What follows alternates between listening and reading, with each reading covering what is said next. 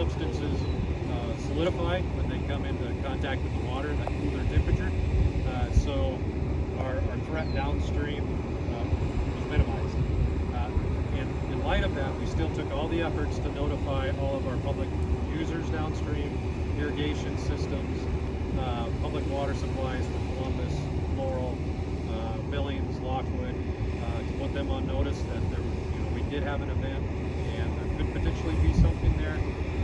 But right away, systems in place started monitoring those potential releases, and so far what we're finding is there's very minimal impact to the water systems on either side, public or irrigation kind of stuff, and we're continuing to monitor that. Current operations look like MRL is doing the assessment of what the damage is and how they're going to mitigate what that looks like. We did have 2 cars that contained sodium hydroxide, not good stuff.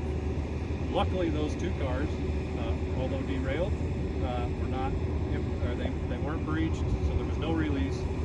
They're prioritizing the offloading of those cars first, so that threat is completely secure and taken out of the way. And then they'll go in the process of determining exactly how they're going to start removing the rail cars out of the river. What we will say is that this is not a short-term event. That's going to take them some time to, 1, engineer the plan, and 2, to build the plan and the infrastructure for them to get that. Besides the commerce side of things with the railroad, there was a Sprint fiber optics line that was severed in the collapse of the bridge. So we have crews here working right now to try and build that because that does impact, I think, the information coming in. We have 3 counties on the west side of the state right now that don't have E911 service because of the down of this line. So that's a priority to get that fixed, as well as maintain the rest of the recovery effort. So that's a quick brief on where we're at, where we've been, where we're at, hopefully where we're going. Thank you, Chief.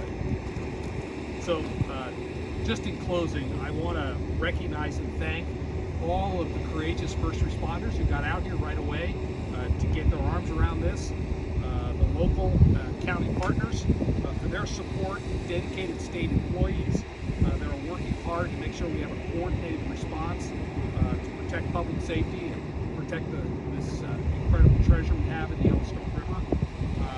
And in Montana, I don't have to tell you this, but we are resilient, and we're going to get this cleaned up and get operational again. Please keep your neighbors that have been impacted by this disaster in your prayers. Pray for the safety of our first responders, and continue to pray for our great state. So thank you for coming out today, and we'd be happy to take some questions.